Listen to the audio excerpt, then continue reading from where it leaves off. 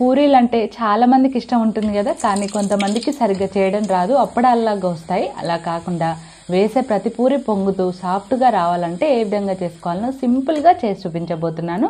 దీని కాంబినేషన్ ఆలు కర్రీని కూడా నెక్స్ట్ వీడియోలో పోస్ట్ చేస్తానండి. దీనికోసం గోధుమ పిండి, కొద్దిగా ఉప్పు, ఆయిల్ వేసుకొని ఒకసారి కలుపుకొని వాటర్ కొద్దిగా వేసుకుంటూ చపాతీ పిండి కంటే గట్టిగా 7-8 నిమిషాల పాటు కలుపుకోవాలి. గుర్తుంచుకోండి, మీరు కనుక పిండి మెత్తగా కలుపుకున్నారంటే అప్పడాల్లాగా వస్తాయి, సరిగా పొంగవు. చూడండి, ఈ విధంగా కలుపుకున్న తర్వాత 20 నిమిషాల పాటు పక్కకు పెట్టుకోండి. 20 నిమిషాల తర్వాత మరొకసారి కలుపుకొని కొద్దిగా పిండి ముద్దలను ఈ విధంగా రౌండ్గా చేసుకొని పెట్టుకోండి. ఇప్పుడు కొద్దిగా పిండి ముద్దను తీసుకొని పొడి పిండి వేసుకొని పూరీలాగా ఒత్తుకోండి. పూరీని మరీ మందంగా కాకుండా పల్చగా కాకుండా మీడియం సైజులో చేసుకొని అన్నిటిని పక్కకు పెట్టుకోండి. ఇప్పుడు ఆయిల్ బాగా వేడైన తర్వాత స్టవ్ని హై ఫ్లేమ్లో పెట్టుకొని పూరీని వేసుకొని ఆయిల్ని ఈ విధంగా పూరి పైకి అనుకుంటూ 2 వైపులా ఫ్రై చేసుకుంటే సాఫ్ట్ అండ్ టేస్టీ పూరీలు రెడీ అయిపోయినాయి.